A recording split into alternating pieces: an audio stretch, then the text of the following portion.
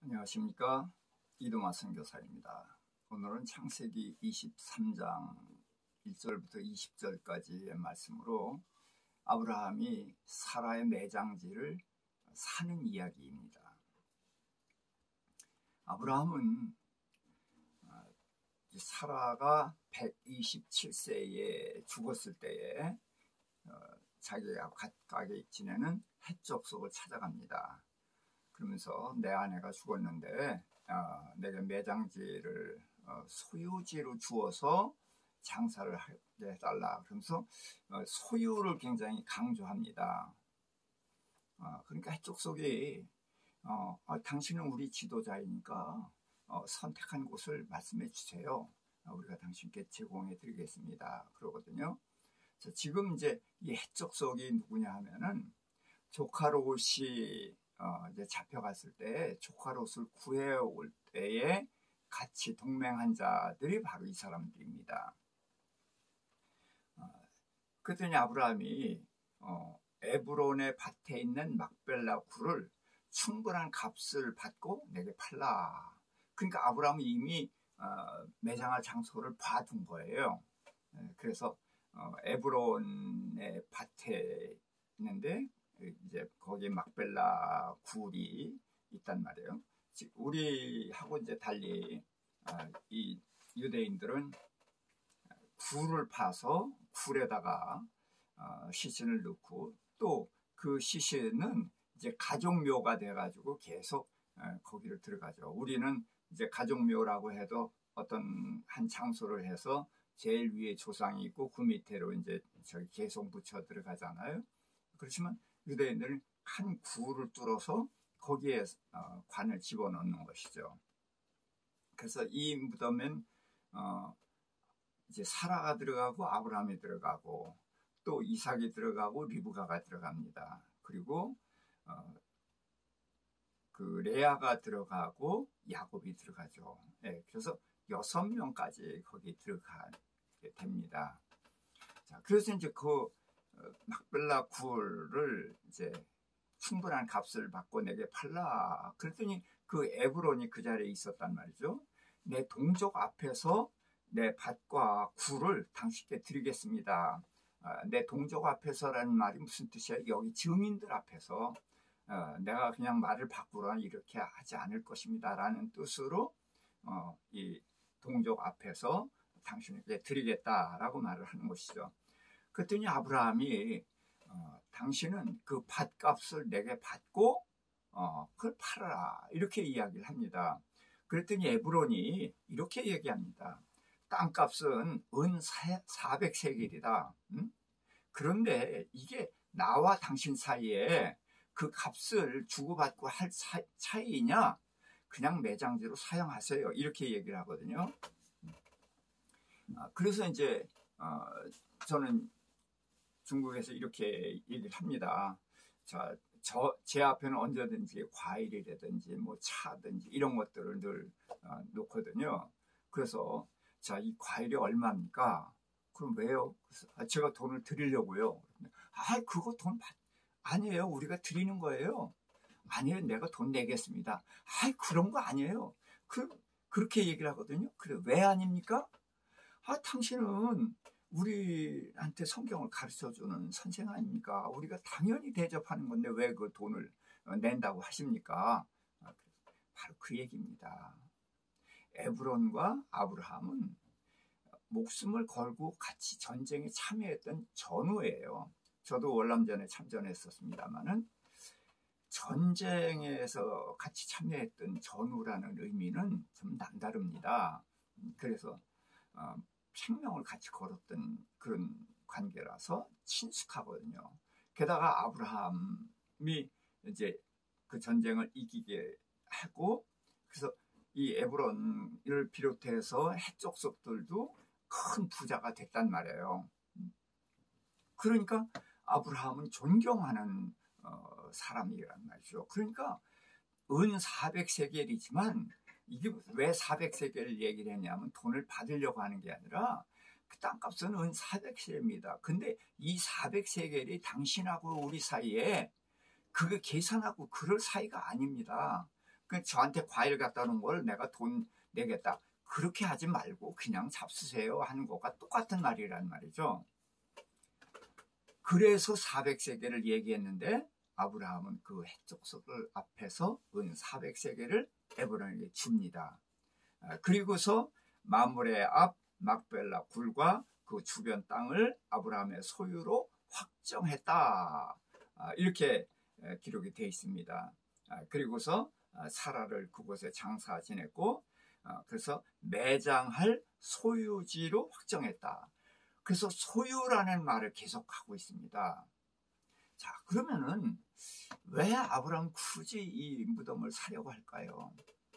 지금이야 뭐 어디 땅 한 톨이라도 주고받고 이런 게 없죠. 그런데 얼마 전까지만 해도 누가 죽으면은 가난한 사람이 죽으면은 그 산에다가 묻고 그러는 것은 얼마든지 허락을 했었습니다. 그런데 이제 지금 아브라함 시대가 그런 시대예요. 무덤에 대해서는 인색하고 그런 게 아니거든요. 그러니까 아브라함은 우리와 친숙한 사이이고 또 존경받는 사이란 말이죠. 그러니까 존경하는 당신이 아내가 죽어서 장사 지낸다? 우린 기꺼이 즐거운 마음으로 당신이 원하는 땅을 드리겠습니다. 그런 건데 아브라함은 굳이 소유를 주장하거든요. 왜 그럴까요? 아브라함이 그 자를 딱 이미 봐뒀거든요. 우리는 이제 무덤 그러면 이제 명당짜리. 그래서 누가 대통령이 됐을 때 대통령의 아버지의 무덤이 어디 있느냐, 어떻게 생겼냐, 그걸 가지고서 뭐 대통령이 나온다, 정승이 나온다 이런 소리를 또 하지 않습니까? 그런 명당짜리 있기 때문에 그거를 돈 주고 사려고 한 것일까요? 물론 아니죠. 그런데 아브라함은 왜 굳이 돈을 주고 사려고 했느냐? 이 해족속들이 나중에 딴소리 할까봐. 아니에요. 그렇게 보면 안 됩니다. 그건 개인적인 이야기예요.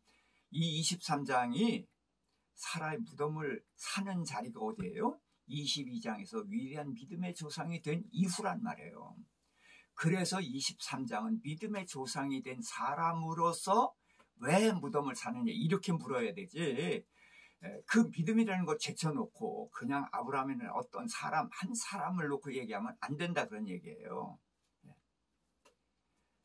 그러니까 여기에서 해족속이 뭐 딴소리 할까봐 뭐 그런 게 아니라 아브라함은 분명한 믿음을 가지고 한 것이다. 이렇게 봐야 되는 거죠. 근데 무덤 사는 게 왜 믿음이냐? 그래서 이제 좀 생각을 해보자는 거죠. 현재는 아브라함이나 해족속이 동맹 관계예요. 그러니까 아주 친숙한 사이죠. 그리고 전쟁도 한번 했었고 그 전쟁을 이김으로써 모든 사람들이 다 유익을 누렸거든요. 근데 누구 때문에 유익을 누렸어요? 아브라함 때문에. 그러니까 아브라함을 존경받는 사람이거든요. 그게 동맹 관계입니다. 그런데 신분은 달라요. 이 해족속들은 그냥 일반 사람들이고 아브라함은 하나님의 백성이에요. 이게 다른 거예요. 자, 그럼 무덤이 뭐냐? 자, 무덤은 시체가 들어가는 곳입니다. 그런데 이 아브라함의 무덤은 시체가 들어가는 것까지는 같지만 그 다음이 다르다는 거예요. 자, 예수님의 시신을 누가 달라고 했죠? 아리마대 사람 부자 요셉이 예수님의 시신을 달라고 해서 자기가 판 무덤에 넣었습니다. 그런데 그 무덤을 무슨 무덤이라고 하죠? 새 무덤이라고 했습니다. 새 무덤이라는 것은 거기에 시신을 장례한 일이 없는 그런 무덤이다.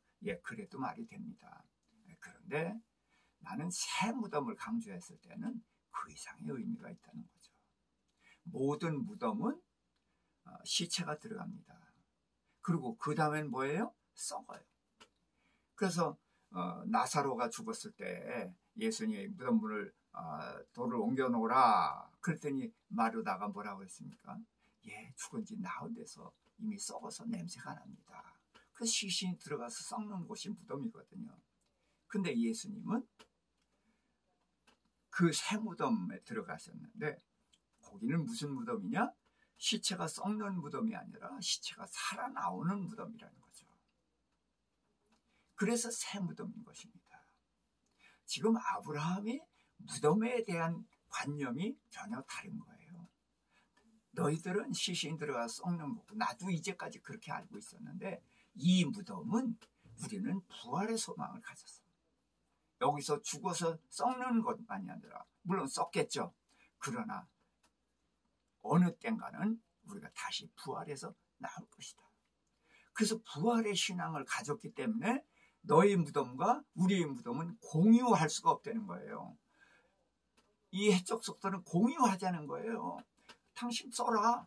우리 거, 네 거 관계없다. 그러니까 같이 쓰자는 거예요. 예, 같이 쓰는 건 가족이 같이 쓰는 것입니다. 초대교회에 보니까 제 물건을 서로 통용하고 제 물건을 조금이라도 제 것이라고 하는 자가 하나도 없더라. 그래서요. 무슨 얘기예요? 그게 공유하는 것입니다. 왜 공유합니까? 가족이거든요. 하나님을 아버지로 모시는 가족이란 말이죠. 이 해적 속은 우리가 전쟁을 같이 했던 동맹관계니까 우리 가족이나 마찬가지다. 그런데 아브라함 아니다 그래요. 아니다. 우리는 이 무덤이 들어가 시체가 썩은 것을 끝나는 것이 아니라 언젠간 부활해서 나오는 것이다. 너희와 우리는 여기서 죽음 이후부터 다르다고 해요. 그래서 무덤을 사는 것입니다. 또 무덤은 미래를 얘기하는 거예요. 아브라함은. 유대인 이 해적 속들은 끝이라는 거예요. 무덤이 끝이죠. 죽음은. 그러나 아브라함 여기가 끝이 아니에요. 여기는 미래가 열리는 거예요. 그래서 미래는 후손이죠. 그래서 하나님이 아브라함에게 약속하신 것이 큰 나라지 않습니까? 큰 나라를 막 약속하실 때 둘로 나눠서 얘기했어요. 후손과 땅이죠. 그래서 땅은 이 가나안 땅이고 지금 이 해적 속에 살고 있는 땅이란 말이죠. 그리고 내 후손이 하늘의 별같이 많아지리라. 그래서 내 후손이 하늘의 별같이 많아져서 이 가나안 땅을 차지할 것인데 그때에 지금 이 해적 속과 나는 동맹관계였지만 그러나 내 후대에서는 내 후손들은 정복자가 되고 너희는 멸망받는 자가 돼서 이 공유할 수, 우리의 미래는 공유할 수 있는 것이 아니다. 그래서 아브라함은 굳이 돈을 주고 자기 소유를 삼는 거예요. 왜? 공유할 수 없다. 예, 우리는 이 세상에서 많은 것을 공유하고 삽니다. 그러나 공유할 수 있는 것이 있고 공유할 수 없는 것이 있는데 아브라함은 그 분명한 한계를 알고 있었던 것입니다. 우리는 공유할 것과 공유해서는 안 되는 그런 분명한 기준을 가지고 있는지요.